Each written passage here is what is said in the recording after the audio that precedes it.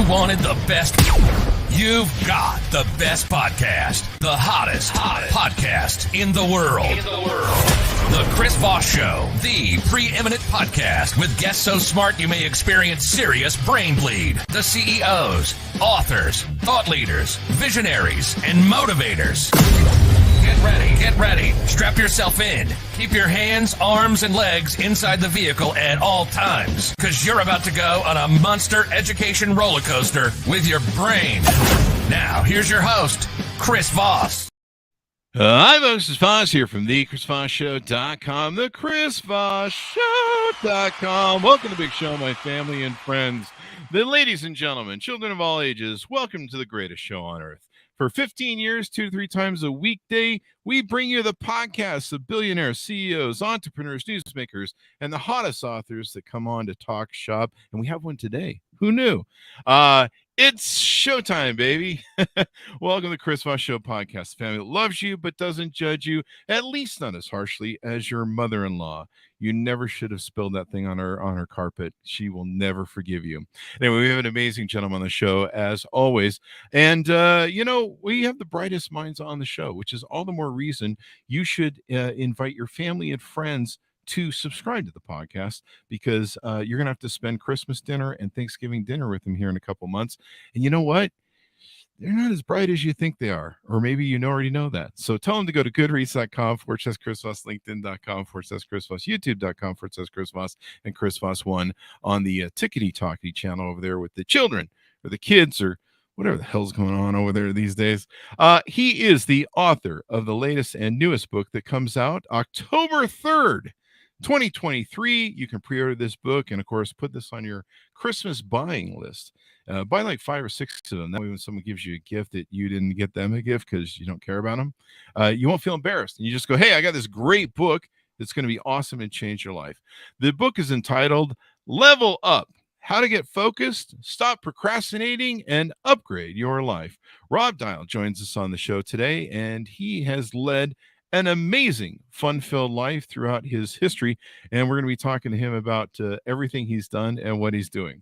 Rob is a podcaster, a speaker, and high-performance coach. He's one of the most influential leaders in personal development.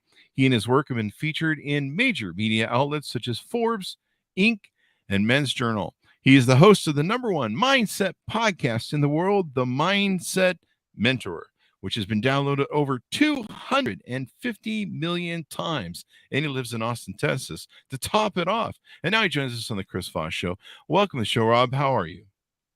Hey, man, I'm great. That was an experience. Normally, I don't. When someone just interviews me, they're like, "Oh, I'll do the intro later." But that was great. There's a whole experience with your intro right there.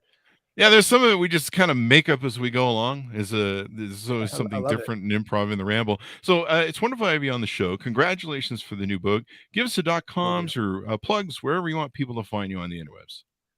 Yeah, I mean, if they want to get it, they can go to robdial.com/book and pre-order it there. And then if they love podcasts, like they probably love yours, it's everything that's under the Mindset Mentor in the podcast area.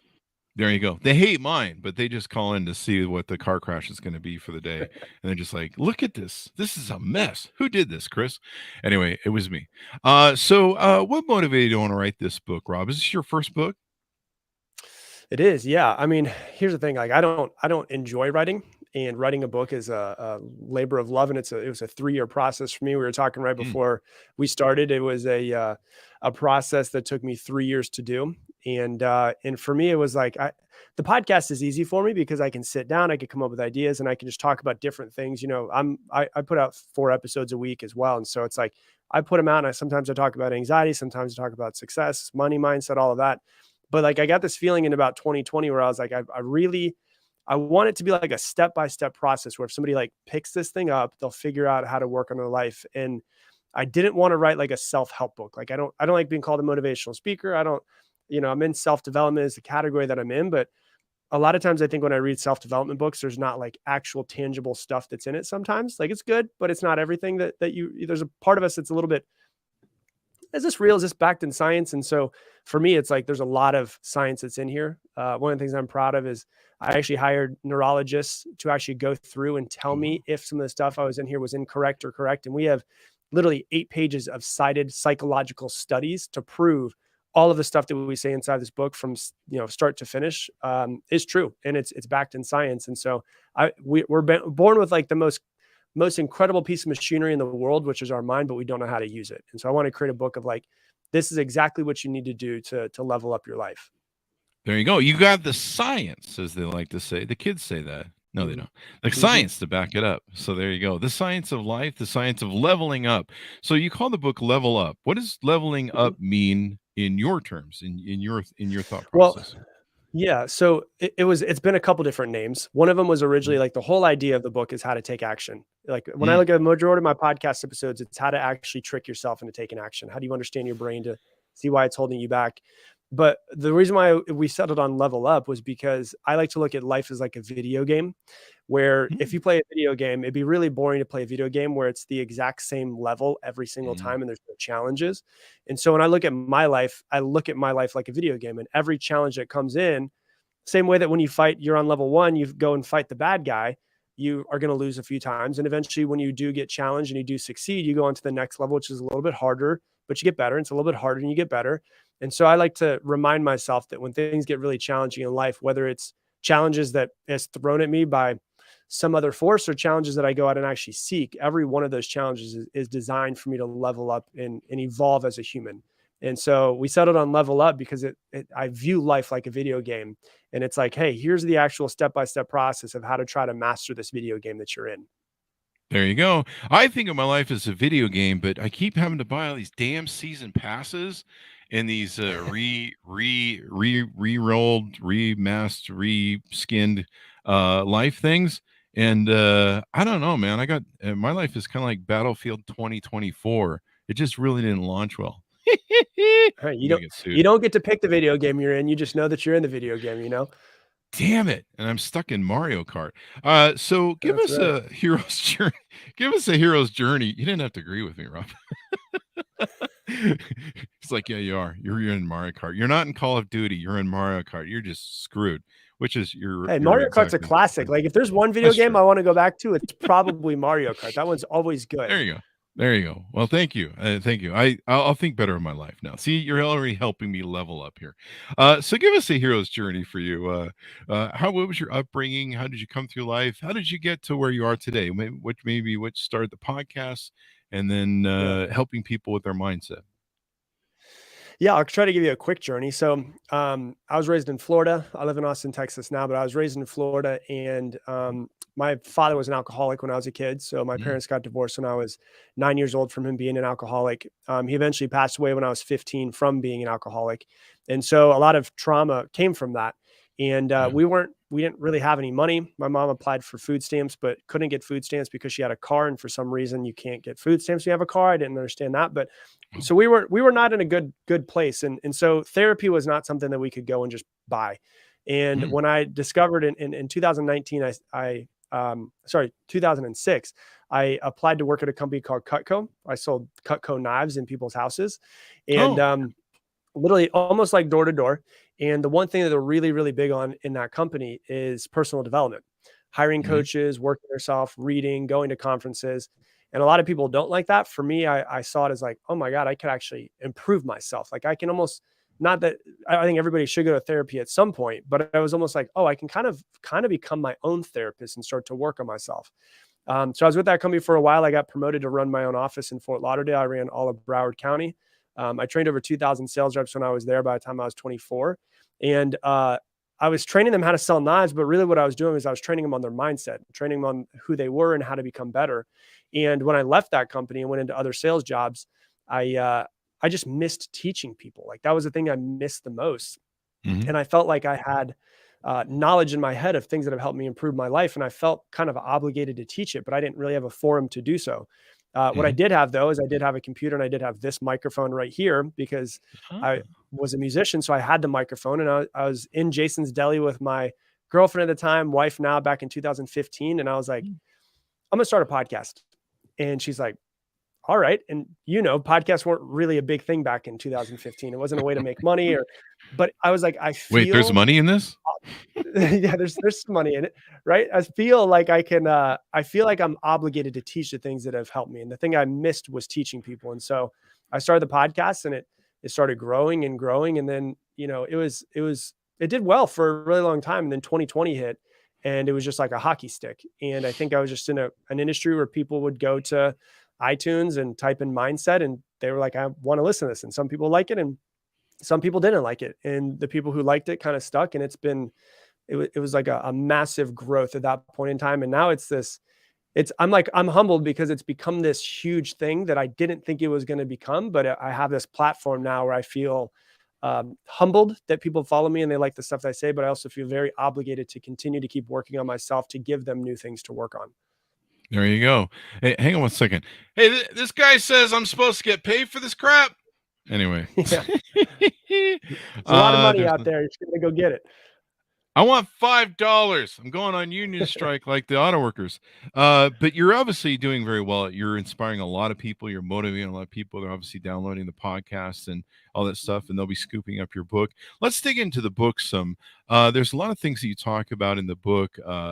You start out with fear and what holds us back from achieving our goals. Let's delve into that a little bit and give us some teasers, if you would, please. Yeah. So when I was writing like I told you, the original title of the book was Take Action. That's what I wanted to do, was like take action, but taking action doesn't sound really sexy. So leveling up sounds a lot sexier. That's why I settled on that one. And I started breaking down. Before I was thinking to myself, before I teach people how to take action, I'm really curious why people don't take action. We should probably talk about that first. So there's 3 parts of the book. Part 1 is why you don't take action. Part 2 is how to take action. Part 3 is how to actually use neuroplasticity and science to change your brain to make taking the action that you want to habitual. And the first thing, when you dive into fears, people usually don't take action because they're afraid of something. And what's really interesting is when you look at fear, you can then take fear, and I try to make things as simple as possible. Like, that's the one thing I try to do as much as I can. When you look at fear, there's 2 different types of fears that I break down. There's primal fears, which means that there is pain, like physical pain or death attached to it. But in 2023, there's not a lot of physical pain or death that's omnipresent like it was for our ancestors. On the other side of that, our amygdala still creates fears in our life. So we go to intellectual fears, which is the fear of judgment, the fear of abandonment, the fear of success, the fear of failure, not being good enough, losing your job. There's all of these fears that come from that. And it's really interesting because when you look at intellectual fears, they're not physical. They're not like they're in reality. If you're looking at primal fears, and the primal fear might be like, there's a tiger, that's physically there in your reality. The presence of possible pain or death is physically there in your reality. When you look at intellectual fears, none of them are actually in front of your reality. They're not there. And the biggest thing that really shifted my mindset around fears is I was listening to a spiritual teacher that around the time I was writing this episode, not that episode, that chapter. And he said something I put inside the book, and he said, most people ask, how do you overcome fear? Because we've identified our fear. That's the first step. And then we go, well, how do I get rid of it? How do we overcome it? And I put in the book, he says, you can't overcome something that doesn't exist.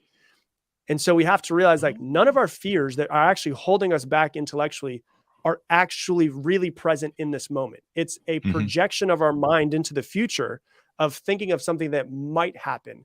And so it is a projection of this might happen. And so because that might happen, I'm just going to not take any action anyways. And so when you look at the fear of failure, you could really get deep into, be like, well, what is failure? What is success? What is are all of these things? And you can't physically hold them. They're not tangible in this world, which means if they're not tangible in this world, where are they? They're literally all in our minds. And so what we're doing is we're creating the boogeyman and then fighting the boogeyman our entire day. When in reality, if we turn the lights on, we're like, oh, I'm the only one in this room. And you realize that you're actually the one that's in your own way by creating these fears that don't actually exist in reality. And it's a battle that a lot of people are in. If they can just remove themselves from realizing that those fears, remove themselves from the fear and realize that it's not present right now and it never will be, it makes it a little bit easier to start to work through from there. And that's the first step to it. There you go. It's always good to take the first step. Primal fear with the tigers is just in life or death situations, scenarios. That's what we call Fridays around here. So, yeah, that's it. You got tigers that come around on Fridays. Today is Fridays. You try to get there. We go to Vegas. That sounds like Yeah. one of those jokes. Who are those two guys in Vegas back in the old days? That was They interesting. were Siegfried and Roy. Siegfried and Roy. Yep.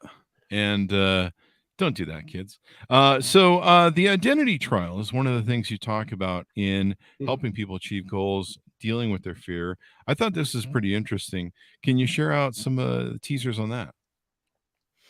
So yeah, fears will hold you back. Another thing that'll hold you back is your identity. And so, like for instance, we'll make it really easy. I like to talk about physical fitness or health just in general because it's physical. You can see it. You know, a lot of stuff in your mind you can't see. And so with physical journey, if somebody says, you know, I want to lose 50 pounds, they can want that. But a lot of people have the identity of, well, I've been overweight my entire life. It's impossible. Or, you Mm. know, it's just in my genes. I'll never be physically fit because it's in my genes to be overweight. And if my identity is it's never going to happen, why would I ever take the action to try to make it happen? And so we can consciously want something. We all consciously want many things, but your conscious mind is only about 5% of actually what's going on in your head. Your subconscious is 95% of it. So your subconscious is 95% stronger. And with your identity is going to feed into your actions. So whatever actions you do or do not take, your actions are going to feed into your results, and your results are going to feed back into your identity and either strengthen that identity of like, yeah, see, you worked out for a week and you didn't lose any weight, so you might as well just stop. And that feeds back into your identity, either strengthens the identity, or you lose a few pounds and go, oh wait, maybe I can do this. And it starts to actually test the identity that you have. Because for a lot of us, a lot of people that I find is we think that we are who we are, when in reality, who we are is just a choice that we make every single day. And when you look at like your personality, the actual root word for personality is persona. And persona was actually the mask that they used to wear on stage at theater in the Greek years. So Greeks would wear a persona on their face. And so we think to ourselves, like, I am who I am. But in reality, that's not true. You can change yourself at any moment. And one of my favorite quotes around that is Alan Watts always said, you're under no obligation to be who you were 5 minutes ago. And so we can look at it and say, to have a fixed mindset and say, hey, this is who I am. This is who I'll always be. And that's my identity. Or we can look and say, hey, I can change myself at any moment. I'm just going to decide to be somebody different today and try that identity on for a day. See how it fits. If we have an identity of I'm shy, you can be shy if you want to. Or you can say, today I'm going to be somebody who's outgoing and try to start talking to people who are behind you at Starbucks and see if you can get into a conversation. And if you like that identity, keep it. If you don't like that identity, go back to your old one. And you can change it as often as you change your shirt if you really want to. There you go. Now, can I change my identity when the bill collectors call? And I can be like, hey, that Chris Voss, he's not living here anymore, eh? I'm the new guy. Yeah. And I mean, you I don't need could, to pay but they're those probably bills. still going to hunt you down. You got to move. You probably got to move houses if that's the case. Now, how do I get this new identity to have a social security anyway, whatever, man. It just jokes here, people. Don't do that. I'll get calls from the Social Security division. No, but I love this idea because identity is a major form for us, and people don't realize, they sometimes they think, like you said, they're locked into it, and that's what they have, and they have a hard time getting out of it. It kind of boxes them in a way, doesn't it?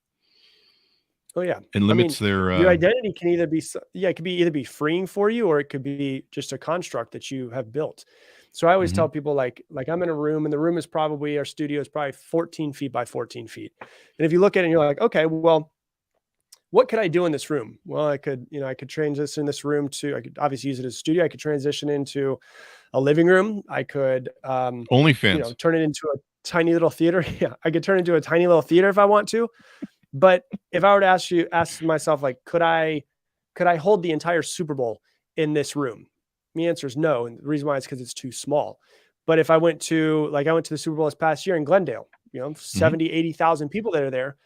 Why can I have the Super Bowl there? Well, it's just larger. And then you say, well, when in that larger place, what could I do? I could have we could watch the Super Bowl. We could have another game. We could have, Garth Brooks come and play inside of that. There's a lot more things you can do the more expansive that a space is.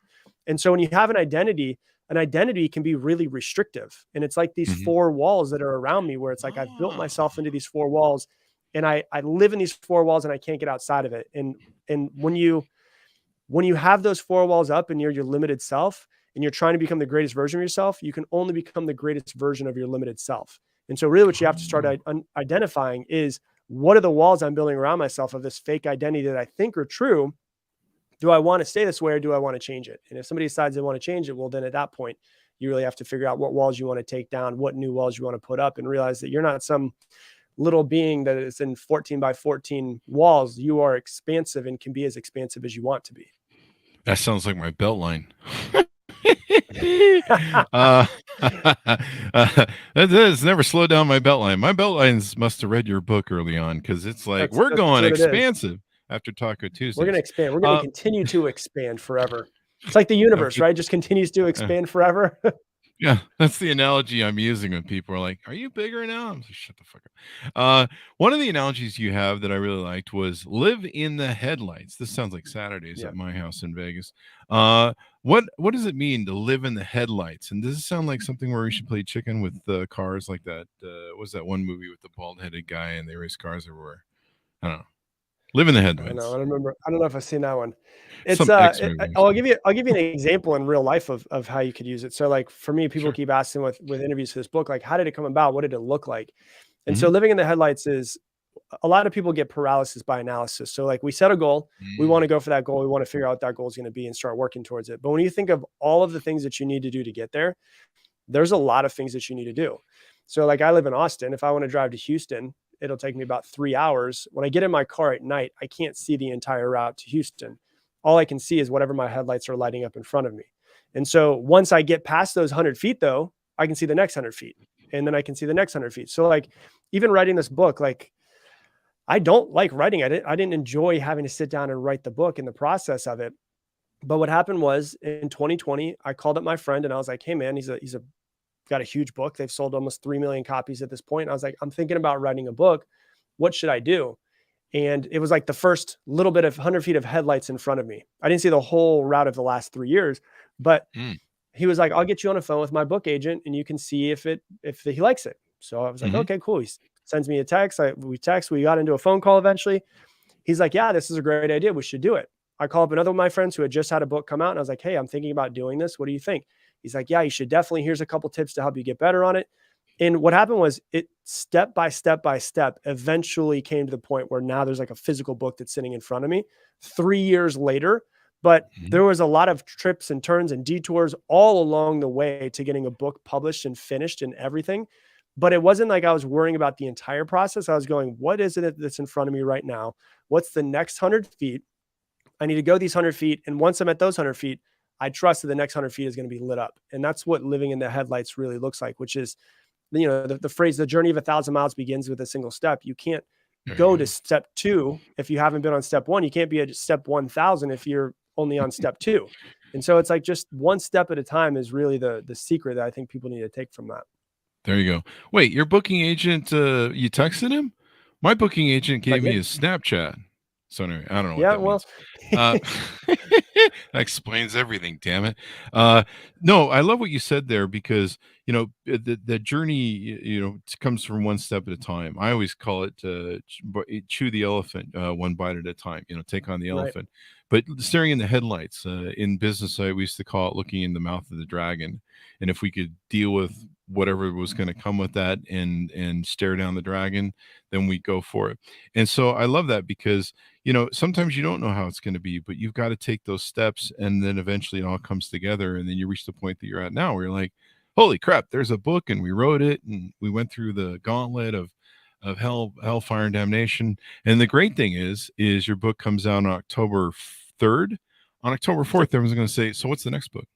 So watch for that. I know. Well, they already are asking me that. I'm like, listen, not only did it take 3 years to write, it could have taken 3 years off the end of my life. And so we'll see. It's going to be some time before the next one comes out. Publicist is like, hey, let's get this marketed. We got to get this guy working on the next one. It's like Led Zeppelin, the first 3 albums or something. So that leads us into the one thing you have that you talked about, where all we need to accomplish is working to achieve just 1% more every day. And does that play into what we were just talking about? Yeah. I mean, for me, I first discovered self-development when I was 19. So, 18 years ago at this point. I'm 37 now.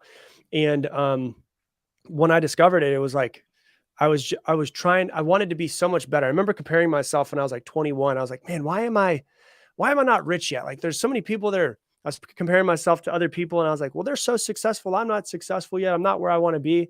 And a lot of times we do that. now that I'm 37 years old, I look back and I was like, oh, I was comparing myself to guys that were like 63 years old. They were 3 times my age. Just takes time for things to mature Yeah. sometimes, Yeah, it you know? does. And so with the 1% better, that was actually one of the titles we were thinking about. So it's like, it went from taking action to 1% better to better than yesterday was the last title before we went for level up, which is instead of just saying, hey, how can I make massive strides in my life, which we all want, Mhm. it's compounded. It's just little teeny tiny things every single day. And the idea is super simple. It's how can I just be 1% better today when I go Mhm. to bed than when I woke up? And if you're 1% better every single day, the way that it works in math is when you're at 1% better, you're just a little bit better. And then you compound that, and you're just a little bit better on top of it. And when you do the math of 1% better over 365 days, that compounds, and you're actually approximately 37 times better if you do the compounding on it. And so Mhm. it's like the idea of if I give you, would you want $1,000,000 today, or would you want a penny that's doubled every day for the next 30 days? And people are like, I want the $1,000,000. But you don't realize that if you just have a penny that doubles and gets a little bit better every single day, over the next 30 days is going to be end up being, I think it was like $9 million, $5 million. And Yeah. so Yeah. it really comes down to like the compounding effect. And my grandfather he wasn't a super successful guy. He was an engineer, but he was really smart with his money. And, he built a successful life from it. But he was really good with money and what to do with it. I remember after he passed away, we were looking through his drawers and, cleaning stuff out. Literally his first drawer, you pull it out, and right at the top, there was a sticker on top, and it said, if nothing else, just remember that compound interest will always save you. And I was like, damn, this is crazy, because Wow. things that compound over time are really small as they compound. But if you fast forward 10 years, it's massive. And we think that success is one big, massive event, but it's literally a lot of times doing the boring things day in, day out, and that compounds over time and eventually get to where you want to be. There you go. My dad used to always do the 1 penny thing back in the day. I don't know Really? where he picked it up, but he always used to tell people in the day, or he'd ask us as kids, and we'd be like, I don't we're like kids, Dad. We don't know math. We don't understand what money is. You're like, I don't But even know how much $1,000,000 is. yeah, like, who cares, eh? I want a toy. Candy. So, but you're right. These small steps, you go on these journeys. I have people that will come to me and they'll be like, I want to be like you, Chris. I want to be an entrepreneur. I started my first company when I was 18. And they're like, I Mhm, want to do my own business. And I got this idea. And I'm like, okay, well, go do it. And they're like, I gotta wait till it's perfect. And that's one of the things you mhm, talk in your book about is perfection and kind of the fallacies of it. And then I'd be like, no, you should really do it now because it's a journey. And you do have to live in the headlights, as you say. You've got to go through that gauntlet, and you just got to do it. It's like walking across the desert. You just got to do it. And so, mhm. and then I would meet them, 6 months later. I mean, hey, how's that business going? I'm starting waiting for the perfect. I'm waiting to get everything just perfect for Right, it. And now you're like, it'll never be perfect, but have fun with that. And you'll see him years later. How'd that business work out for you? Still waiting for it to be perfect. As right. you said, you've got to take those first steps. You got to go into it. One thing I thought was interesting about your book was you talked, and you mentioned this earlier with the science stuff, neuroplasticity and how our Mhm. brains can be rewired. Now, will this work for all 6 of my personalities too? Yeah, you can use it for all of your personalities. Yeah, Even the one that says it's, kill, kill, kill all the time that the judge says I can't use anymore? Maybe we can get him hey, rewired. they There don't you know what go. they're Go talking ahead. about. You can do whatever it is that this is your life. You can do what you want, you know? That's what personality 6 With always says. neuroplasticity, it's pretty amazing because I think that, we think that as we get older, like we've heard the phrase over and over again in our lives, you can't teach an old dog new tricks, which is Mm, not true in any sort of way. And science actually proves that it's not. You can change yourself, you can change your brain. It just takes a lot more time than it used to when you were younger. And mhm. neuroplasticity is the actual showing that the phrase means basically that you can change your brain however you want to. And it's really interesting because there's a lot of science. Like this was, people keep asking me like, what's your favorite chapter? And I'm like, might be this one. It might be because Ah, we put so much research into it and figuring all of this out. And there's so many studies that we put into it of people actually changing their brain. And so, mm, like for instance, there's a thing that in order to become a London taxi cab driver, they have to memorize every single street that's in London, and I think it's like 20,000 streets or something like that. holy crap. And they have to go through this process of memorizing it because they've been doing this since before GPSs. So people they didn't know every single street. Mm. And so they did a study on their brain and found out, they did a study right before they became a London taxi cab driver and 3 years after. And they actually found that 3 years later, the spatial recognition parts of their brain that map out areas was larger than it was when they started. And so it actually shows that your brain will change, but it requires a lot of repetition there's two ways to really change your brain. There's like maladaptive plasticity, which means that maladaptive means like an event happens, it's an extremely heightened emotional event. And, like PTSD would be considered maladaptive plasticity. One event happens, your brain is different. It changes. My best friend was in a car accident and he was T-boned years ago. And the next time he got into a car, he was terrified. And it was an immediate thing. It was an immediate shift in his brain and he had to work through it. But that doesn't really happen a whole lot in our lives. The other way to change it is adaptive plasticity, which is continuing to show up every single day. So it's either a huge event or it is consistency of showing up every single day. And there's another study that I have inside of the book talking about people who are really expert pianists. Like they sit down, they play the piano and they're really good at it.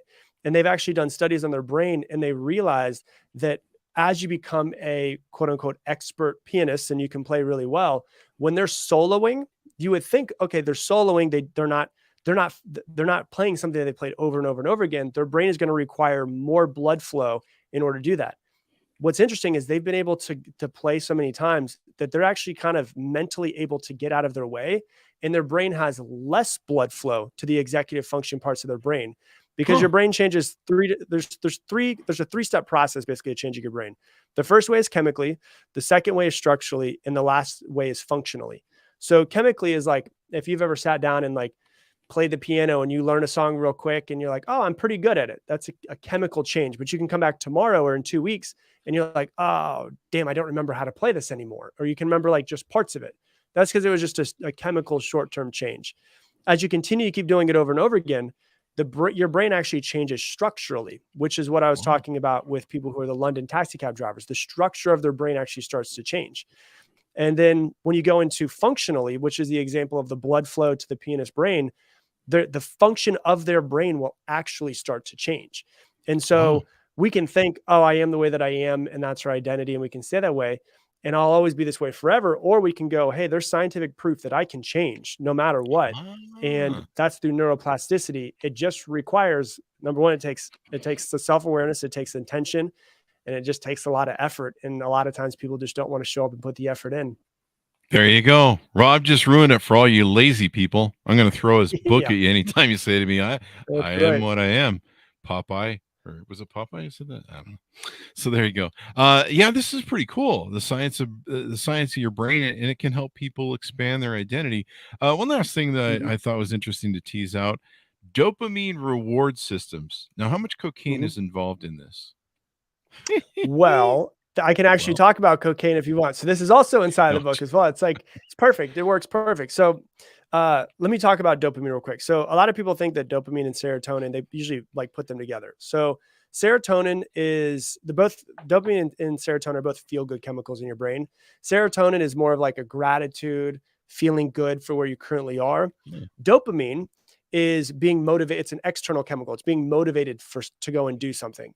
And so dopamine, for instance, if you look at it, if you're highly motivated, what they call that in neuroscience is that is a high dopamine state. If you're highly motivated, if you are demotivated today, you are in what's called a low dopamine state. And so when you look at somebody like you just said, like cocaine, for instance, when you do cocaine, you are 250%. Your dopamine levels spike 250%. And so the ones that have like the craziest drugs that you think of, like the people that are most motivated to go get it again, guess what type of drug they are? They're high dopamine chemicals that they're really working with there. And so when you look at the dopamine reward system, it's funny because these are the two chapters that are my favorite. I don't know which one's a favorite between the two of them because it's neuroplasticity and then it goes to dopamine reward system.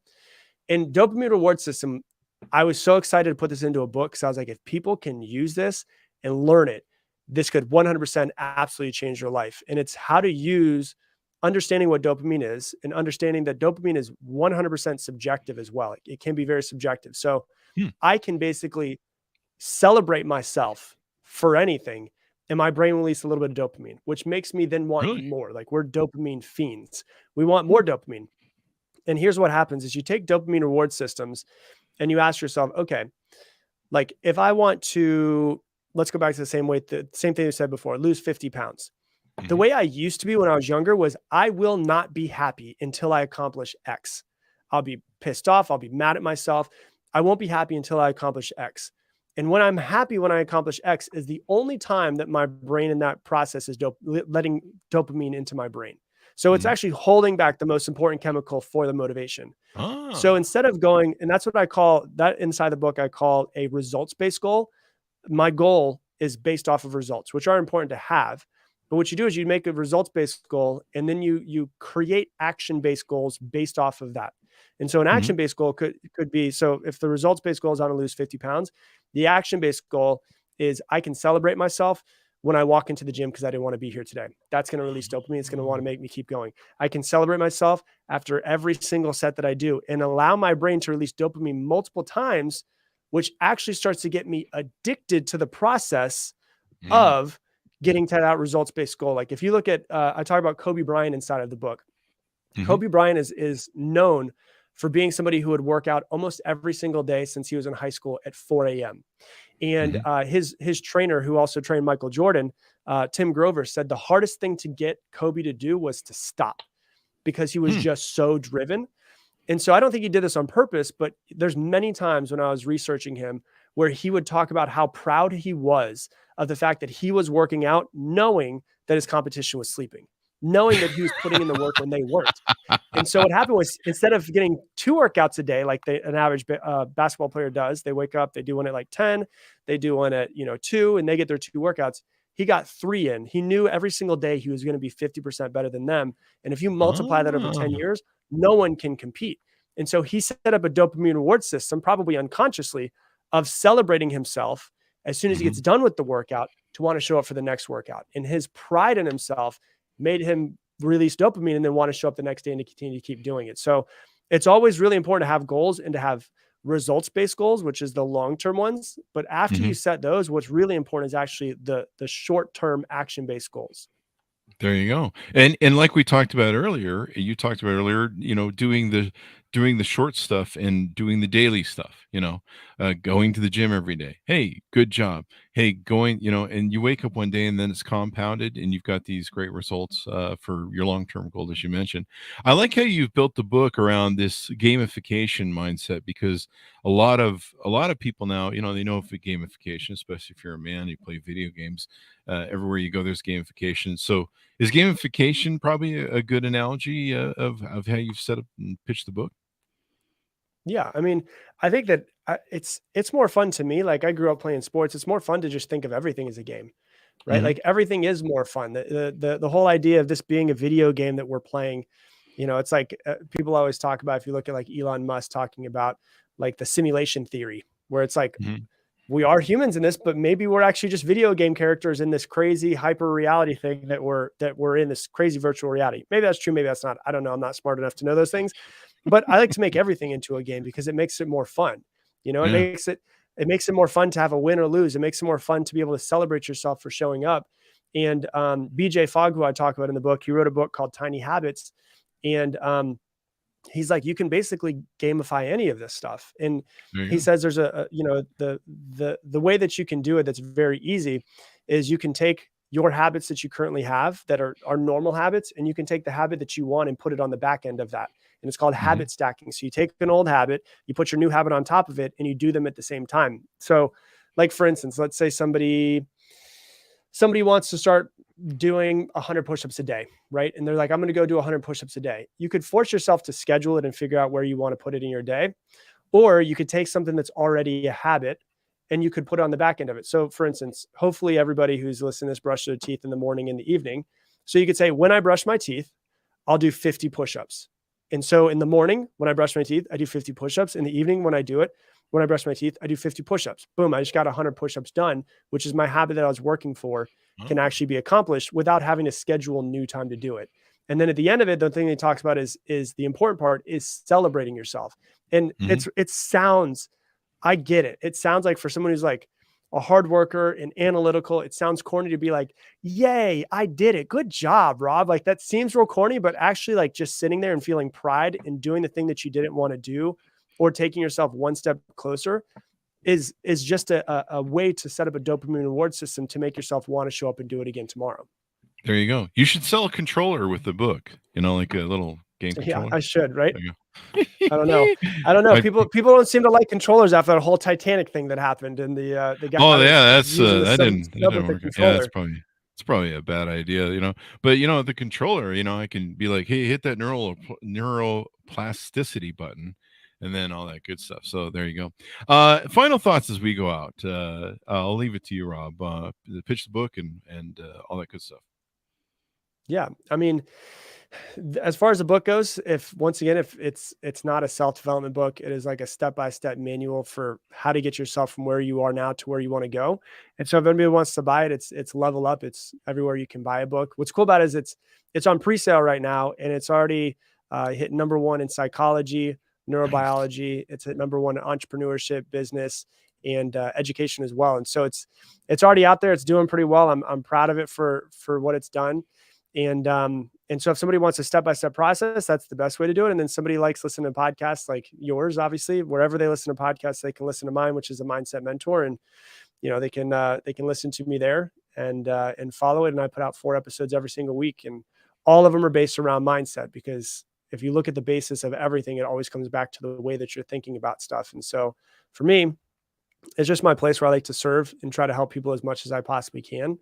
And it's been a journey. It's been a beautiful thing. And I'm 1,400 podcast episodes in, which I think we're right about the same. You think you're right about 1,400 as well? Yeah. And so we got a lot. And what's funny about that too, is I had a lady come up to me the other day, and I was at an event. She came up to me and she's like, hey, I follow your podcast, and I just started a podcast like a week ago. She's like, what's the biggest tip you can give me? Because she's like, I heard yours is one of the top 100 in the world. How do I get to one of the top 100 in the world? I said, here's what I want you to do. You ready? For the next 8 years, I want you to put out 4 episodes a week. And then I want you to talk to me, because people always want like the secret sauce, right? And it's like, I'm sure you, Chris, are better now than you were in the very first episode. Like I listened to my very first episode, and I kind of cringe a little bit sometimes for it, but it's like, you only get better from actually doing the thing. Everybody wants like the secret sauce, and how do I get myself to do it? I'm like, just put in the work. That's what you have to do. And so that's what the podcast has been for me. Put in that 1% every day. Just like that's right. Like you're saying, as 80% of podcasts fail by episode 7 because people give up, and the that's actually what's funny. You're the only other person that's told me that statistic. I actually, when I started my podcast, I had heard that most people give up by episode 7, and so when I started the podcast, I recorded 14 before I put it out, because I said, I'll try 14. If it works, it works. But at least I did double what the average person did, and if it doesn't work, it doesn't work. And it started getting movement, and I was like, okay, I guess I'm going to keep doing this thing. Good job. The other 20% that survive, 80% of the 20% will die by episode 20 to 25, especially if it doesn't have its own .com.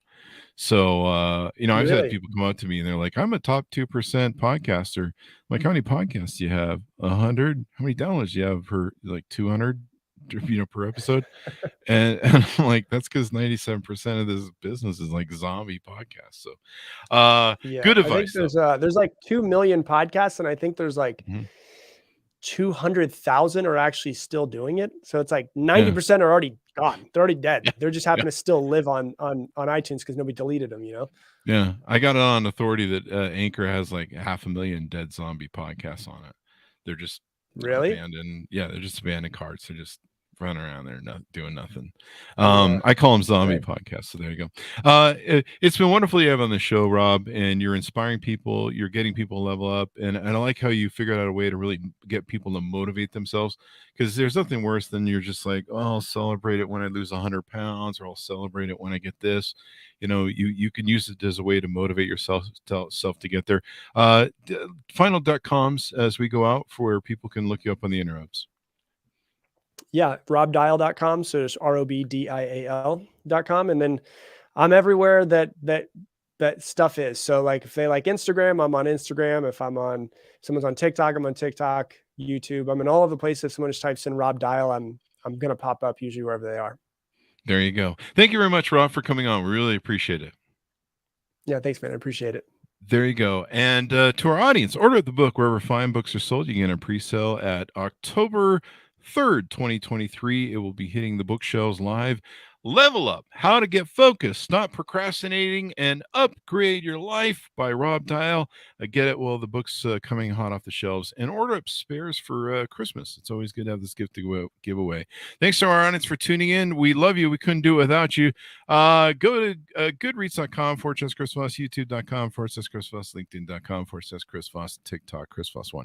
Thanks for tuning in. Be good to each other. Stay safe. And we'll see you guys next time.